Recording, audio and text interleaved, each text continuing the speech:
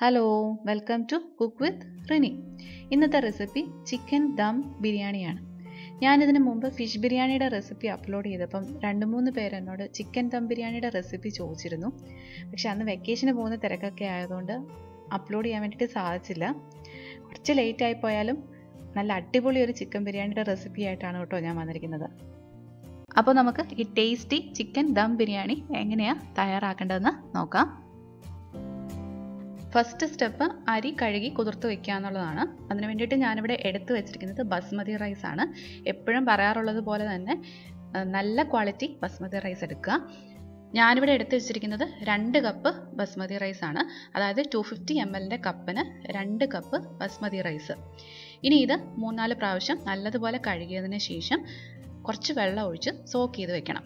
ഇപ്പോൾ ഇതാ റൈസ് ഞാനൊരു 3 പ്രാവശ്യം നല്ലതുപോലെ കഴുകി ഇതുപോലെ കുറച്ച് വെള്ളത്തിൽ സോക്ക് ചെയ്ത് വെച്ചിട്ടുണ്ട്. ഇതൊരു 30 മിനിറ്റ് ഇങ്ങനെ ഇരിക്കട്ടെ. 30 മിനിറ്റ് സോക്ക് ചെയ്തതിന് ശേഷം ഞാൻ അരി സ്ട്രെയിൻ ചെയ്ത് എടുത്ത് വെച്ചിട്ടുണ്ട്.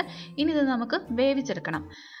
അതിന് വേണ്ടിയിട്ട് ഞാൻ ഇവിടെ ചെയ്യുന്ന രീതി എന്ന് പറഞ്ഞാൽ കുറച്ച് നെയ്യിൽ ഈ അരി ചെറുതായിട്ടൊന്ന് ഫ്രൈ ചെയ്തെടുത്തതിന് ശേഷം ഡബിൾ ദ ക്വാണ്ടിറ്റി വെള്ളത്തിൽ 1/4 വേവിച്ചെടുക്കുകയാണ് ചെയ്യുന്നത്.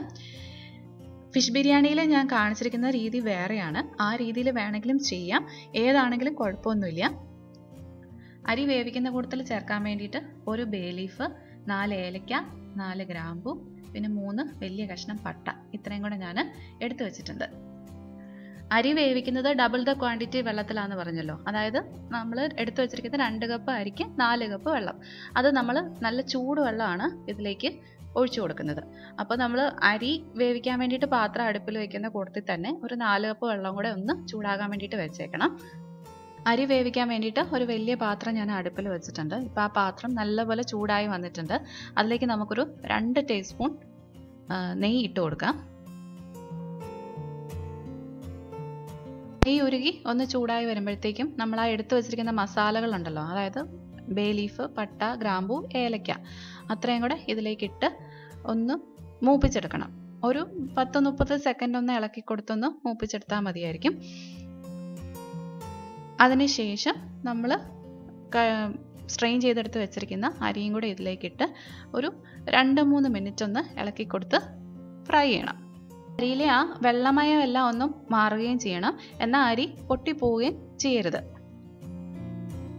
ഒരു ലോ ടു മീഡിയം ഫ്ലെയിമിൽ ഇട്ടിട്ട് വേണം നമ്മൾ ഈ അരി ഫ്രൈ ചെയ്തെടുക്കാൻ വേണ്ടിയിട്ട്. തീ കൂടി കിടന്നു കഴിഞ്ഞാൽ അരി പെട്ടെന്ന് അങ്ങ് പൊട്ടിപ്പോവും. ഇപ്പം നോക്കിയാൽ അറിയാം, ആ അരിയിലെ ആ വെള്ളമയം എല്ലാം അങ്ങ് മാറിയിട്ടുണ്ട്. ആ നെയ്യിൽ കിടന്ന ആ അരി ഒന്നൊന്ന് ഫ്രൈ ആയി കിട്ടിയിട്ടുമുണ്ട്. ഇനി നമുക്ക് ഇതിലേക്ക് നമ്മൾ ചൂടാക്കി വെച്ചിരിക്കുന്ന 4 കപ്പ് വെള്ളം ഒഴിച്ചു കൊടുക്കാം.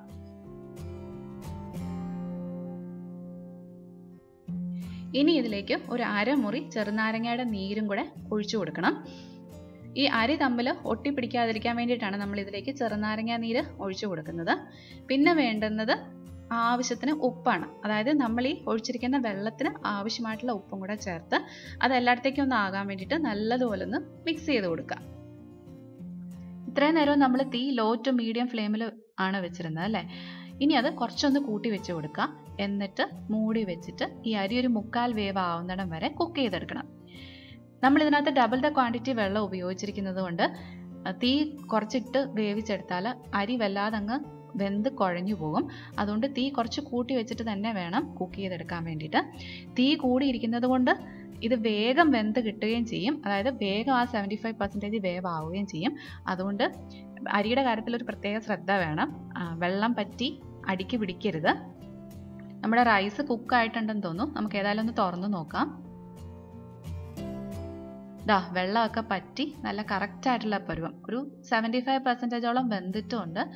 ചോറെടുത്ത് നോക്കുകയാണെന്നുണ്ടെങ്കിൽ ചെറുതായിട്ടൊന്ന് കടിക്കാൻ കിട്ടുന്നൊരു പരുവം. ഇനി നമുക്ക് തീ ഓഫ് ചെയ്യാം. ഓഫ് ചെയ്തതിന് ശേഷം ഇതൊരു 2 പാത്രത്തിലോട്ടായിട്ട് നിരത്തിയിട്ട് കൊടുക്കാം. ഇതുപോലെ പരന്ന 2 സ്റ്റീൽ പ്ലേറ്റിലേക്കാണ് ഞാൻ ഈ വേവിച്ച അരി നിരത്തിയിട്ട് കൊടുക്കുന്നത്. ഇത് ഇതിനകത്തിരുന്നൊന്ന് തണുത്തോട്ടെ. അതിനുശേഷം നമുക്ക് ദം ചെയ്തെടുക്കാം.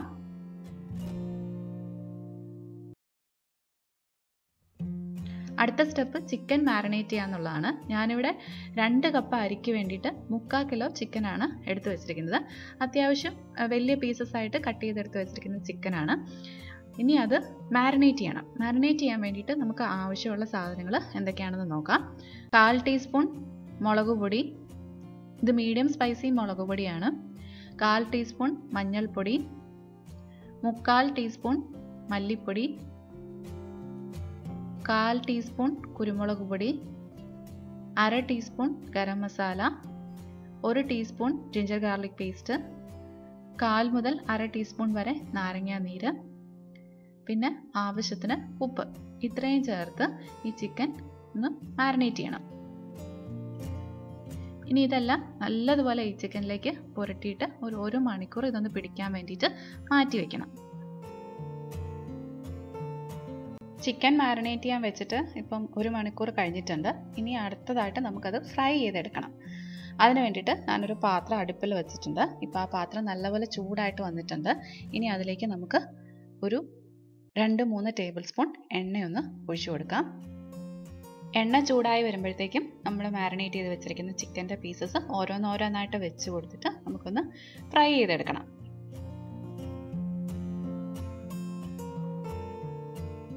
ഒരു സൈഡ് ആകുമ്പോഴത്തേക്കും ഒന്ന് തിരിച്ചിട്ട് മറ്റേ സൈഡും അതുപോലെ തന്നെ ഫ്രൈ ചെയ്തെടുക്കാം. ചിക്കൻ്റെ 2 സൈഡും ആവശ്യത്തിന് മൂത്ത് കിട്ടിയിട്ടുണ്ട്. നമുക്കിനി ഇത് എണ്ണയിൽ നിന്ന് കോരി മാറ്റാം.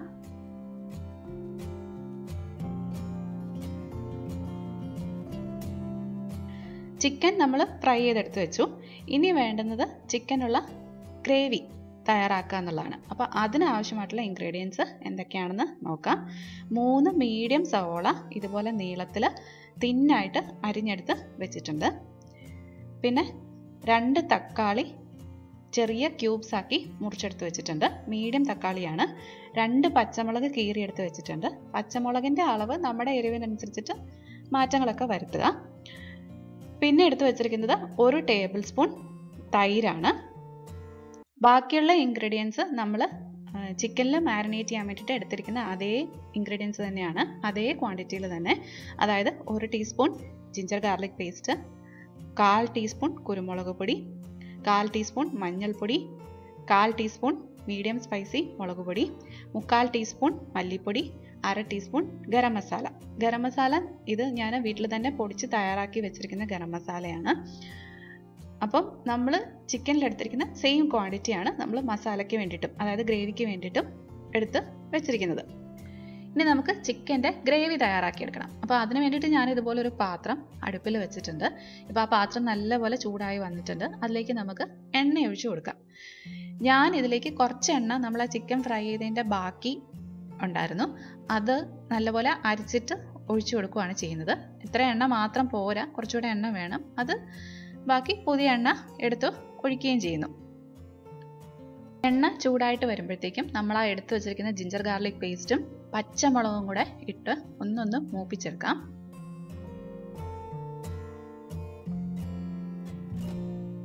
ഇതൊന്ന് മൂത്ത് വരുമ്പോഴത്തേക്കും നമുക്കിതിലേക്ക് ചെറുതായിട്ട് അരിഞ്ഞെടുത്ത് വെച്ചിരിക്കുന്ന സവോള ഒന്നിട്ട് കൊടുക്കാം.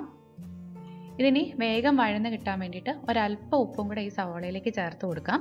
നമ്മൾ ചിക്കൻ ഫ്രൈ ചെയ്തിരിക്കുന്നത് ഉപ്പ് ചേർത്തിട്ടാണ്. അപ്പം സവോളയിലേക്ക് ഉപ്പ് ചേർക്കുമ്പം ഒരു പ്രത്യേകം ശ്രദ്ധിച്ചോണം, ഉപ്പ് അധികമായി പോകാതിരിക്കാൻ വേണ്ടിയിട്ട്. ഇനി ഇത് നല്ലതുപോലെ വഴലണം. അതുവരെ ഇങ്ങനെ ഇടയ്ക്കിടയ്ക്ക് ഇളക്കി കൊടുത്തോണ്ടേ ഇരിക്കുക. ഇപ്പോൾ ആ സവോള നല്ലതുപോലെ വഴന്ന് കിട്ടിയിട്ടുണ്ട്.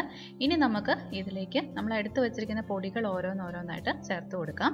1/4 ടീസ്പൂൺ മഞ്ഞൾപ്പൊടി, 3/4 ടീസ്പൂൺ മല്ലിപ്പൊടി, 1/4 ടീസ്പൂൺ മുളക് പൊടി, 1/4 ടീസ്പൂൺ കുരുമുളക് പൊടി. ഇത്രയും ചേർത്ത് ഇത് നല്ലതുപോലെ മൂപ്പിച്ചെടുക്കണം.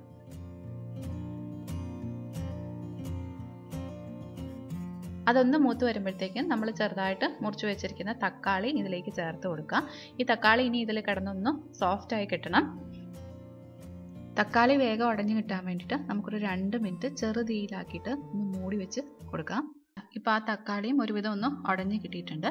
ഇനി ഇതിലേക്ക് നമ്മൾ എടുത്തു വെച്ചിരിക്കുന്ന ഗരം മസാലയും അതിൻ്റെ കൂടെ തന്നെ 1 ടേബിൾ സ്പൂൺ തൈരും കൂടെ ചേർത്ത് കൊടുക്കാം.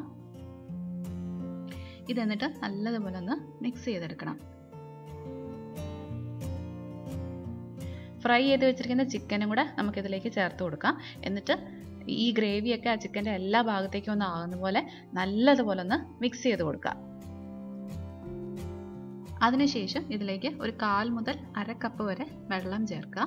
എന്നിട്ട് മൂടി വെച്ച് ചെറുതീയിൽ ഒരു 10 മിനിറ്റ് കൂടെ കുക്ക് ചെയ്യണം. ഇടയ്ക്കൊന്ന് ഇളക്കി കൊടുക്കാൻ മറന്നു പോകരുത്. ഇപ്പോൾ നമ്മൾ ചിക്കൻ കുക്ക് ചെയ്യാൻ തുടങ്ങിയിട്ട് 10 മിനിറ്റ് ആയിട്ടുണ്ട്. നമുക്കിതിനി ഇതൊന്ന് തുറന്ന് നോക്കാം. ഞാൻ ഇടയ്ക്കൊന്ന് തുറന്ന് ഒന്ന് ഇളക്കി കൊടുത്തിരുന്നു. ഈ സമയത്ത് ഉപ്പ് വേണമെന്നുണ്ടെങ്കിൽ നോക്കിയിട്ട് കൂടുതൽ ചേർത്ത് കൊടുക്കണം. അതുപോലെ തന്നെ നമുക്ക് മല്ലിയില ചേർക്കാൻ താല്പര്യം ഉണ്ടെന്നുണ്ടെങ്കിൽ മല്ലിയിലയും ഇതിലേക്ക് ചേർത്ത് കൊടുക്കാം. ഞാനിപ്പം ഇതിനകത്തേക്ക് മല്ലിയില ചേർക്കുന്നില്ല. ദം ചെയ്യുമ്പം കുറച്ച് മല്ലിയില ചേർക്കുന്നതേ ഉള്ളൂ. ഇപ്പോൾ ചിക്കനും ആവശ്യത്തിന് കുക്കായിട്ടുണ്ട്. കുറച്ച് ഗ്രേവി ഉണ്ട് താനും. അപ്പോൾ നമുക്ക് ഈ സമയമാകുമ്പോഴത്തേക്കും തീ ഓഫ് ചെയ്യാം. ഇപ്പോൾ നമ്മുടെ ബിരിയാണിക്ക് ആവശ്യമായിട്ടുള്ള ചോറും അതുപോലെ തന്നെ ചിക്കനും റെഡി ആയിട്ടുണ്ട്. ഇനി അടുത്ത സ്റ്റെപ്പ് എന്ന് പറഞ്ഞാൽ ദം ഇടുക എന്നുള്ളതാണ്. അപ്പോൾ ദം ഇടുന്നതിന് ആവശ്യമായിട്ടുള്ള കുറച്ച് ഇൻഗ്രീഡിയൻസും കൂടെ ഉണ്ട്. അതായത് കുറച്ച് കാഷ്യൂനട്ടും കിസ്മിസും നെയ്യിൽ ഫ്രൈ ചെയ്തെടുത്തത്, അതുപോലെ തന്നെ കുറച്ച് സവോളയും നെയ്യിൽ ഫ്രൈ ചെയ്തെടുത്ത് വെച്ചിട്ടുണ്ട്. സവോള ഫ്രൈ ചെയ്യുന്നതിന് മുമ്പായിട്ട് ഒരല്പം ഉപ്പും നുള്ള് പഞ്ചസാരയും കൂടെ ചേർത്തൊന്ന് തിരുമിയതിന് ശേഷമാണ് ചെയ്തിരിക്കുന്നത്. ഒരല്പം ക്രിസ്പി ആയിട്ട് കിട്ടാൻ വേണ്ടിയിട്ടാണ്. പിന്നെ വേണ്ടുന്നത് ഒരു പിടി മല്ലിയില ചെറുതായിട്ട് അരിഞ്ഞത്, അതുപോലെ തന്നെ ഒരു പിടി പുതിനയില ചെറുതായിട്ട് അരിഞ്ഞത്. ദം ചെയ്യുന്നത് ഫിഷ് ബിരിയാണി കാണിച്ചിരിക്കുന്ന സെയിം പ്രോസസ്സാണ്. അതായത് അടുപ്പിലേക്ക് ഒരു ദോശക്കല്ല് വെച്ചു. അത് ചൂടായി വന്നപ്പോഴത്തേക്കും ദം ചെയ്യാനുള്ള പാത്രം വെച്ചു കൊടുത്തു. ഇനി ഈ പാത്രത്തിലേക്ക് ഒരല്പം നെയ്യ്, ഒരു 1/2 ടീസ്പൂണോളം നെയ്യ് ഒന്ന് തടവി കൊടുക്കാം.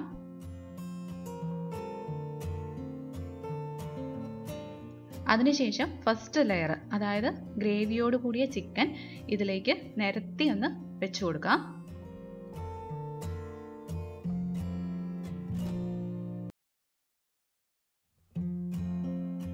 ഇനി ഇതിൻ്റെ മുകളിലേക്ക് ഒരു ലെയർ ചോറ് നല്ലതുപോലെ നിരത്തി ഇട്ട് കൊടുക്കാം.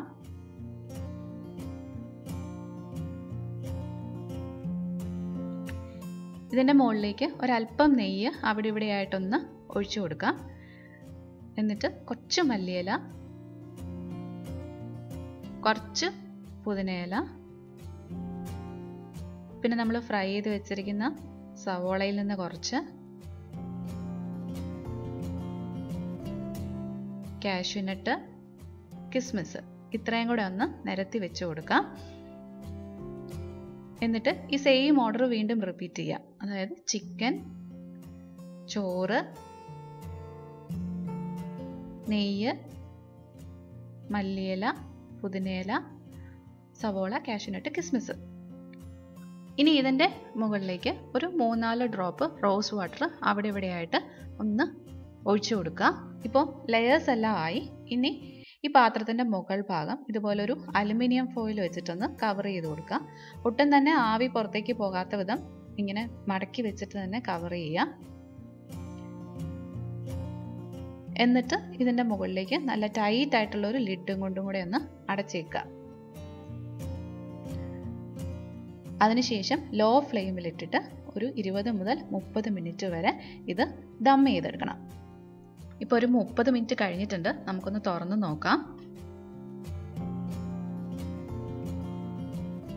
നല്ലപോലെ ആവിയൊക്കെ വന്ന് നല്ല കറക്റ്റായിട്ട് വന്നിട്ടുണ്ട് നമ്മുടെ ബിരിയാണി. ചോറൊക്കെയാണെന്ന് പറഞ്ഞാലും ആവശ്യത്തിന് കുക്കായി, എന്നാൽ നല്ലപോലെ വിട്ട് കിട്ടുന്ന ഒരു പരുവം. ഇനി നമുക്ക് തീ ഓഫ് ചെയ്യാം. ഓഫ് ചെയ്തതിന് ശേഷം നമുക്ക് സെർവ് ചെയ്യാം. അങ്ങനെ നമ്മുടെ അടിപൊളി ചിക്കൻ ബിരിയാണി റെഡി ആയിട്ടുണ്ട്. എല്ലാവരും ഇത് ട്രൈ ചെയ്ത് നോക്കുക. ട്രൈ ചെയ്ത് നോക്കിയിട്ട് അഭിപ്രായങ്ങൾ പറയാൻ മറക്കരുത്. ഇനി എൻ്റെ ചാനൽ സബ്സ്ക്രൈബ് ചെയ്യാത്തവരുണ്ടെങ്കിൽ സബ്സ്ക്രൈബ് ചെയ്യാനും മറക്കരുത്. വീണ്ടും വേറൊരു റെസിപ്പി ആയിട്ട് കാണുന്നത് വരെ ബൈ ബൈ. Thank you.